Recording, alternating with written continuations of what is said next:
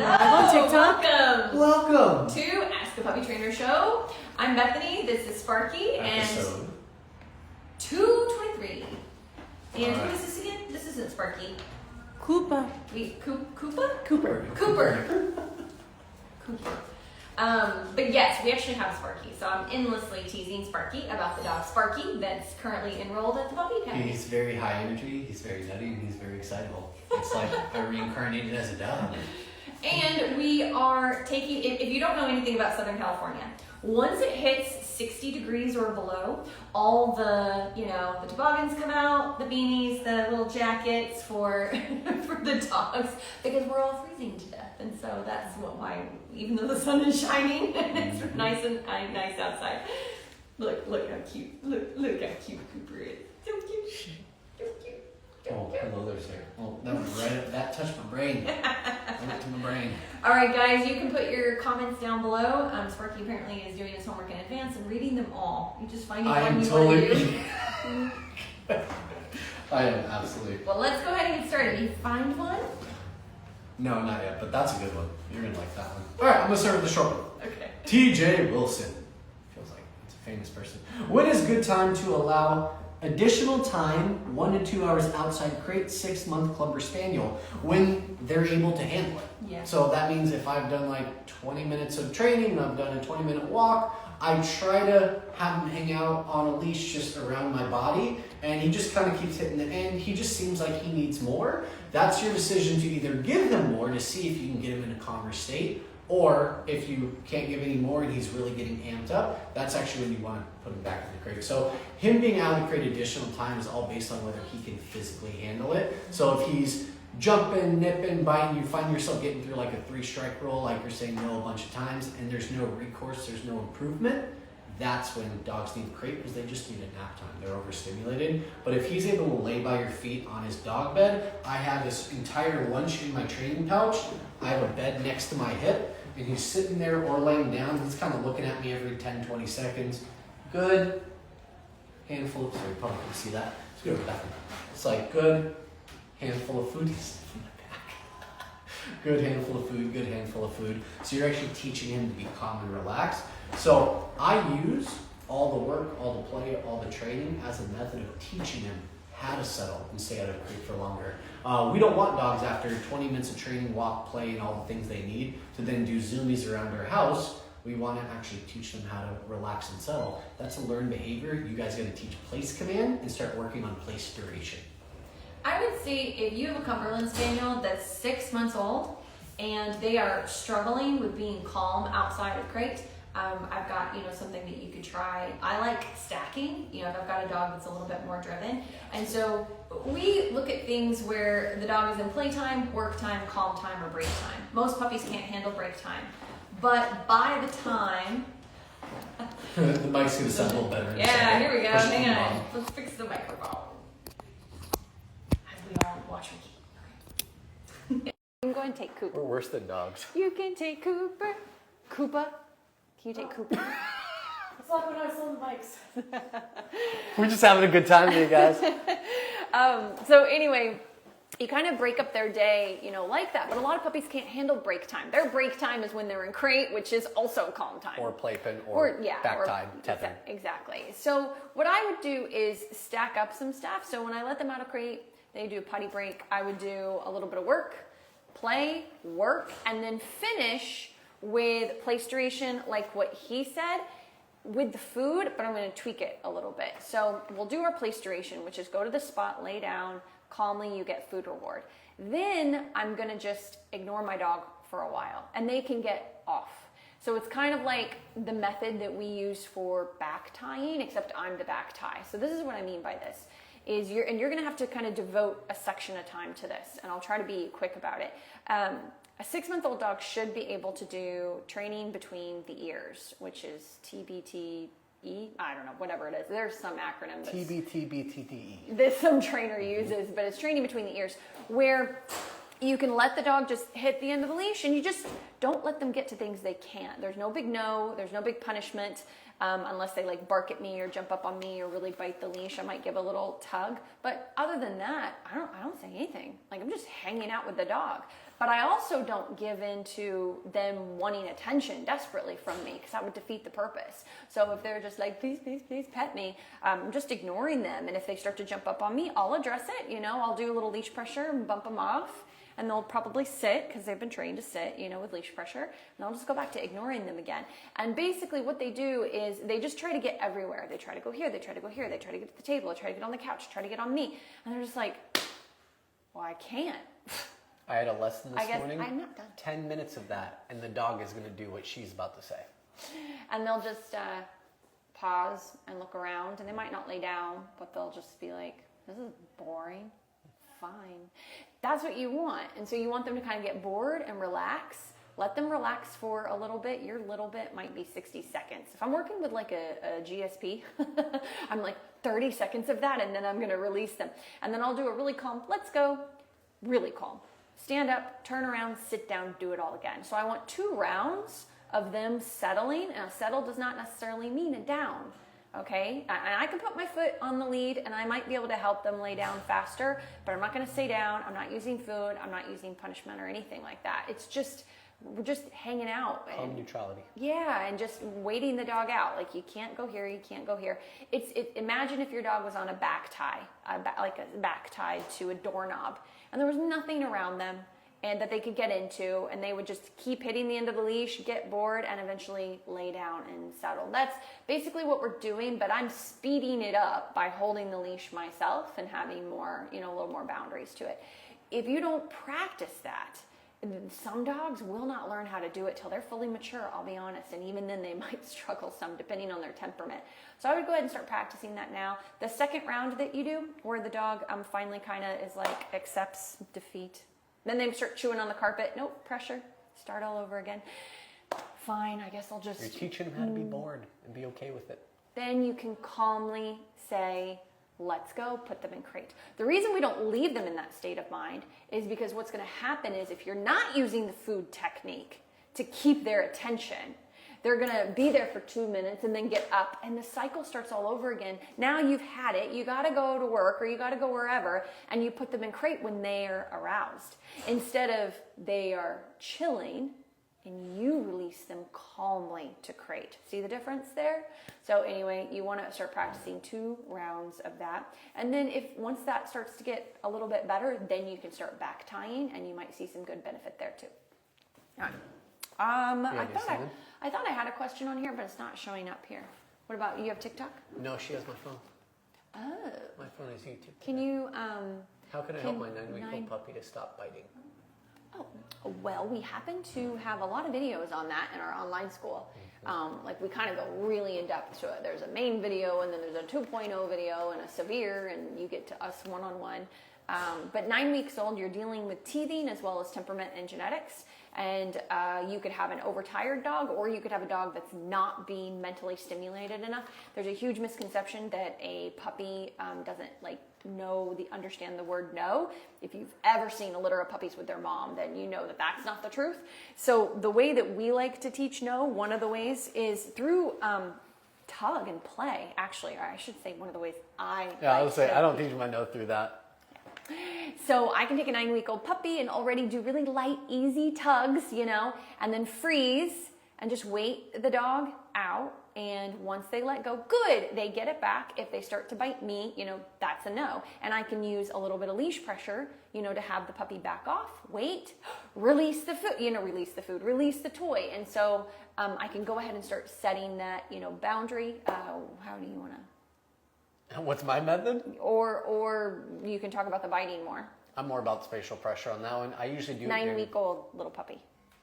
They kind of roll. They don't really move. No. You're not talking about we're not talking about legs. So most 9-week-old puppies, I'm probably still on the ground with them. I'm going to focus on doing lure tricks, and then I'll do the same method she does with the pressure, but I'm just not doing it during play. I feel like leash pressure. Yeah, leash pressure. I feel like play builds a lot of drive. So if I already have an excitable puppy, I would do it more during training. If I had more of a neutral puppy that I'm trying to build drive in, then I would do it through play. But if I was doing training... I was using that as an example to teach boundaries and control, not to address the biting. Yeah, but it's all part of boundaries and control. Right, you're misunderstanding me. Yeah, so I that's misunderstood the that's question. only one way. You could add another way, or I can add Nope, more you ways. can add the second way. Okay. Yeah, go for it. Go for it. So anyway, that's one way to do it. The other is like, is your dog stopping, at the threshold and crate, threshold at front door, back door? You don't even have to have a sit. Are you having your dog just wait for permission for food bowl? And then you can use blocking to slow your dog down. Now, when you have such a tiny dog, it's very helpful to keep them on leash anytime they're out of the crate. And so if they're chomping at the bit, for the food bowl, yeah, I can move in, I can take a step in and do a little blocking and lift the food bowl up. But I also have leash in case he just, bolts for it. And then you put the food bowl down, he gets up, step in, but lift the food bowl up. And so just really start looking at the other parts of the day of how your dog views you and views the home. And that's gonna go a really long way. Like, are you hand feeding? There's so many things. Are you hand feeding half of their meals? There's so many ways you can go about doing this. Just going after the biting itself will not actually help you. It'll help you in the moment. It'll save your fingers in the moment. You just do leash pressure up in the air, pause, let the dog settle down. But then when you go back to petting, play, training, walking around, whatever it was you were doing, the puppy's going to go right back to biting because they need boundaries and all the other aspects that we mentioned and more, and just more context to how to view you. And so anyway, that's kind of the Cliff Notes version. I would definitely check out our online school just because your puppy's the perfect age for it at thepuppyacademy.com. All right. This question goes right along with it. What do you do on the first few days that they're home? My new puppy is crying and howling the whole time she's in the crate, and some trainers say don't let them cry, some say do let them cry. It's confusing, I know. The problem is I don't know which method to follow because everyone seems to have a different one. Yep, the only thing 5 trainers on a room can agree on is That a dog is a dog. Yeah, that there's a dog in the room. Yeah. I'll buy it. That's it. Including preference. the two of us. No, Yeah, there is times where we disagree on stuff too. but not very often. I think if it's high levels of anxiety, you have to give the dog more outside of crate. So Bethany has a saying, nothing lives in a vacuum, nothing lives in a bubble. So what you do outside of your crate does actually affect what you do inside your crate too. So if you're giving a lot of affection outside of the crate, if there's a lot of cuddle time on the couch, there's not a very good balance of training versus cuddles. A lot of softness, excitement. Toys being brought up to you, they're being pushed into a leg and you're picking it up and playing with them. Those are a lot of demanding behaviors. All of the pushy behaviors that your dog is doing are actually transferring to anxiety back in the crate because you're creating a little bit of separation anxiety. My recommendation is get on a schedule. I think you guys should probably join our online school too, just as an idea to give you some more structured training. But you can find everything on YouTube as well. It's just more work on your end. You need you need place, you need crate training, you need a structure schedule, you need some good boundaries, you need a leash on your puppy when they're out of the crate. And did I get an age? I don't think I got an age, just my new puppy. New puppy. So it's probably, we're going to assume 12 10 to 16 weeks. weeks. 10 to 16 weeks? I was going to say, like, new puppy, 10 and under. Like 8 to 10 is usually 8 when to 10 weeks. Sure. 8 to 12. What is with you 8 to today? 12. I don't know. My brain is like fried. My head hurts. All right. If I have a puppy that young, I am on schedule. I'm bringing the puppy out and I have to give them tasks. I need physical and I need mental exercise for them. So that might be with the young puppy, being on the ground with your toy, doing low levels of tug where you're not dragging them around. It's just pressure, get them to release, hold off, sit, good food. Food if they take food and still go back for the toy after. Give it back, you need a little bit of training. It could be sitting on the ground with your puppy and luring them across your legs, like in front of your body from one side to the other. Puppy come, good food, treat, move on. You got to give them some mental stimulation. So when they go back to the crate, they feel fulfilled. If you're giving a lot of affection, tired, yeah. If you're giving a lot of affection before crate, that actually hurts them as well because they go back to crate emotionally charged. So we usually say give no affection 15 minutes before and after crate. And then if you're struggling. If you're struggling. Yeah.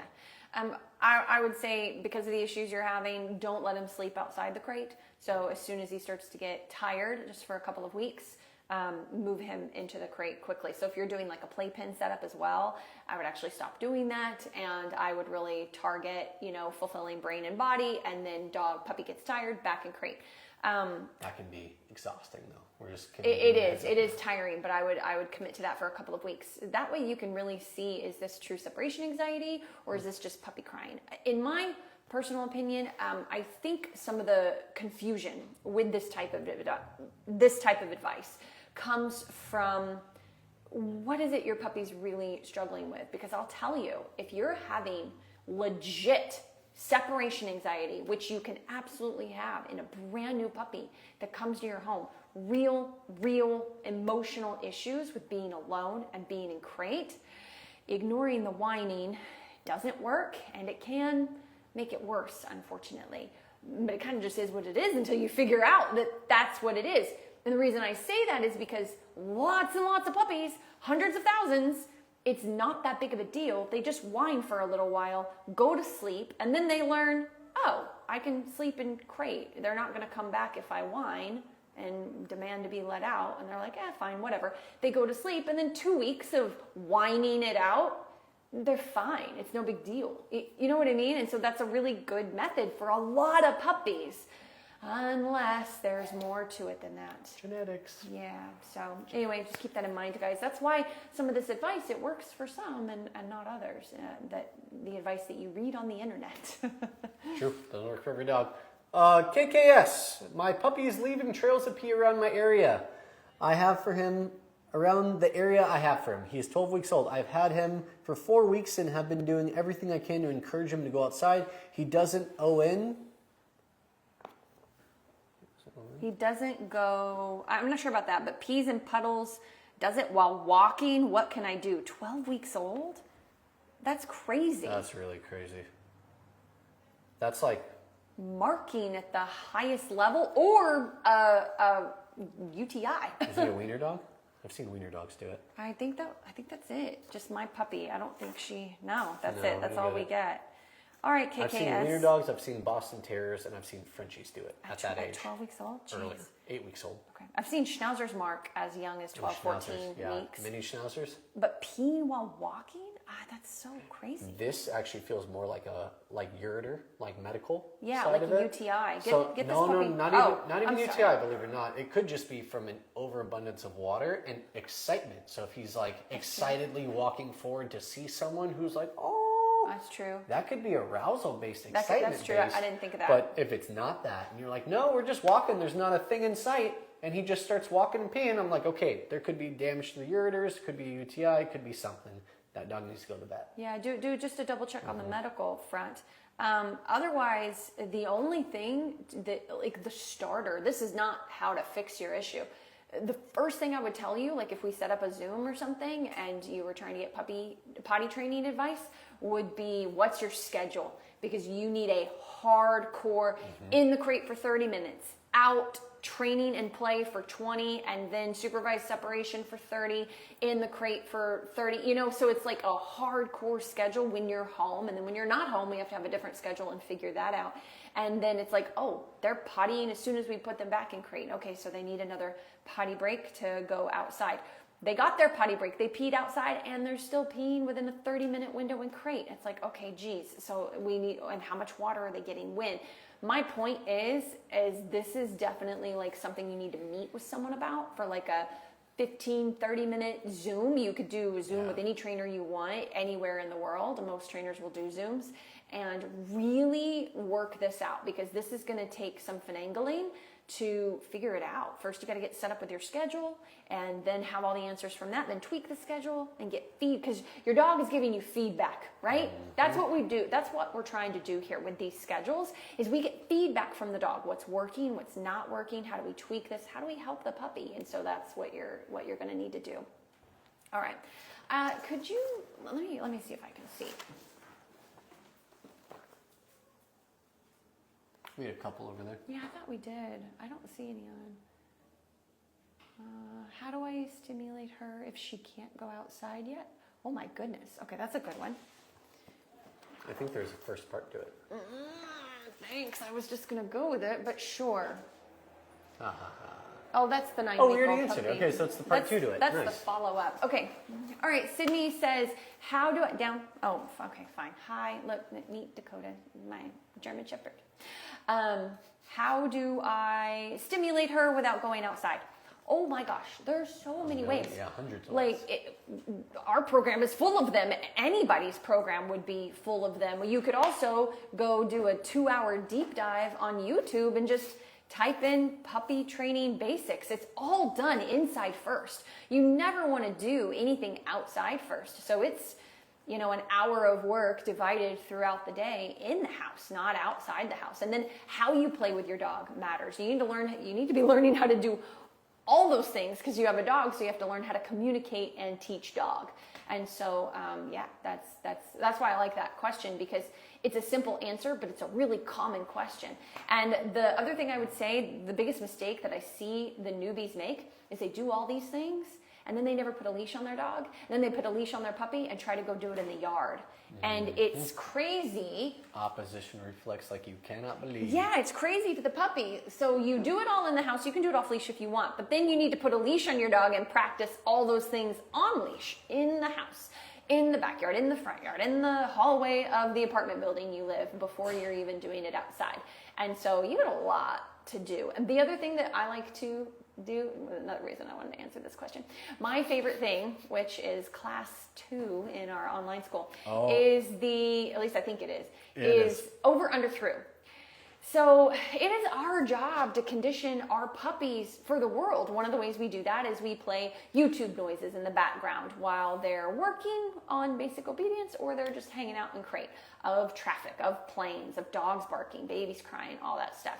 But they need to know how to move around. And so you guys might have seen some of these fun videos on Instagram. These are the best breeders where they've got like this whole shebang in their backyard of like plowing through bottles and then going over a hard surface and then walking through, like I could just take a tub. You go buy those tubs at Walmart, those storage tubs. I can flip the lid over, put a little bit of water in it, and then lure food with my puppy to walk over it.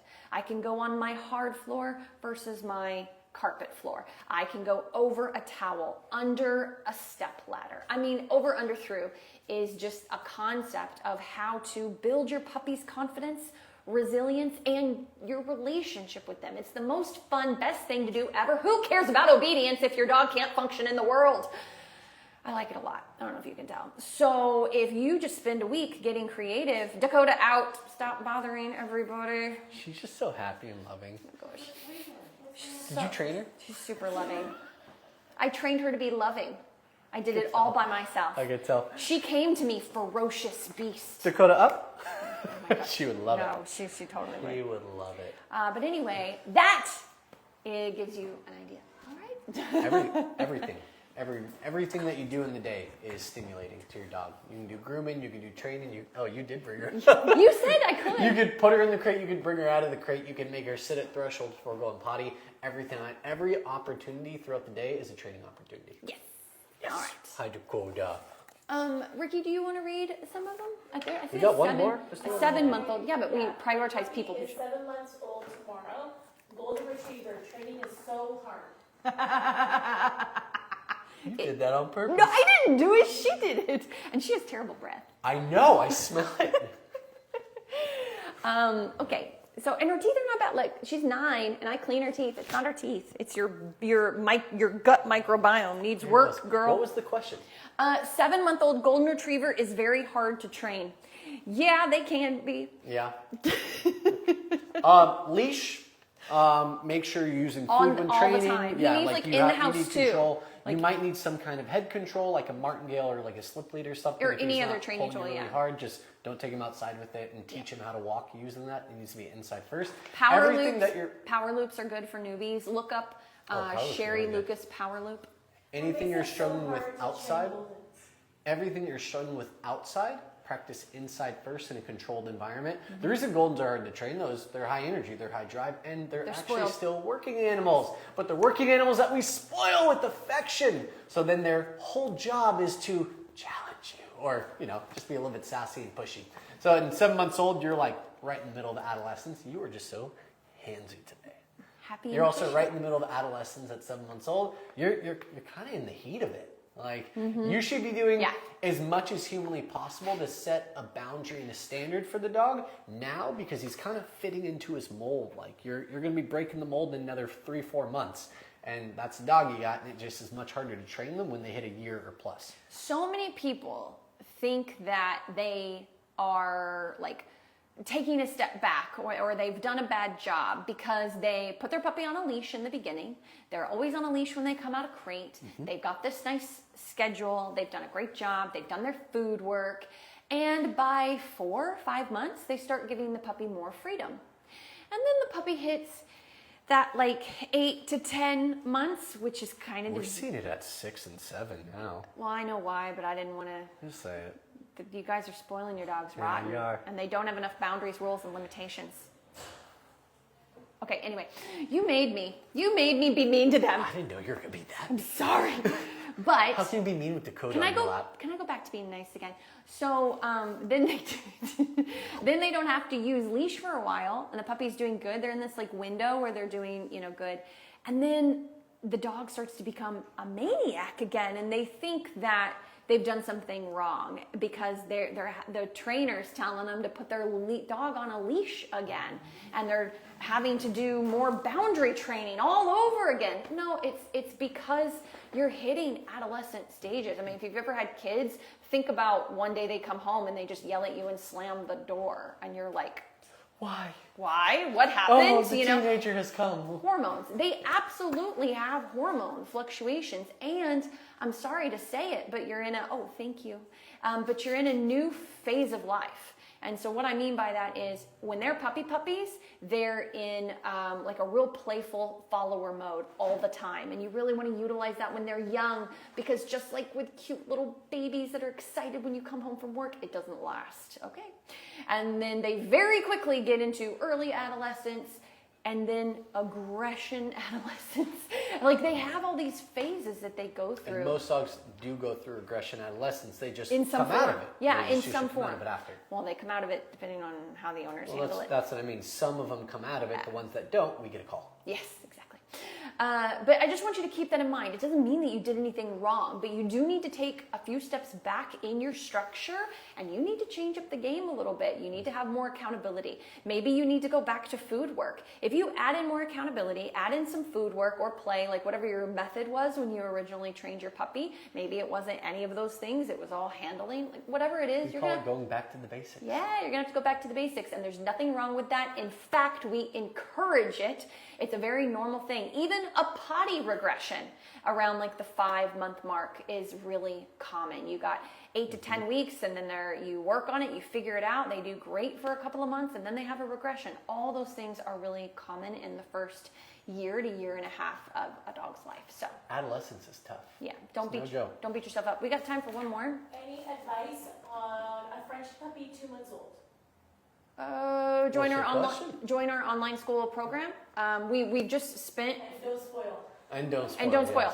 yes. We just spent 30 minutes talking about all kinds of puppy stuff. We had questions on puppy biting. We had questions on what to do with a new puppy in the house when they can't go outside much yet. You can find the full length of this in 24 hours on YouTube, so you can watch it in full. When it's uploaded on social media, I think we only get 15 minutes. So, you want to grab one of those real quick?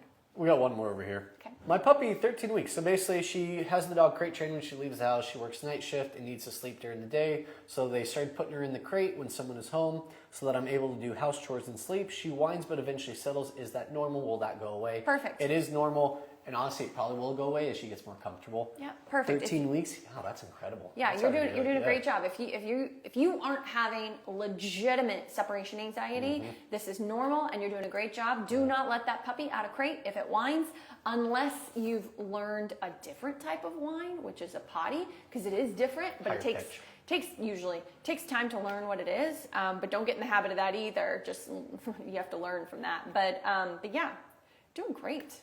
All right, guys, you ready to wrap up? That was good. That was a good day. We will see you same time, same place next week.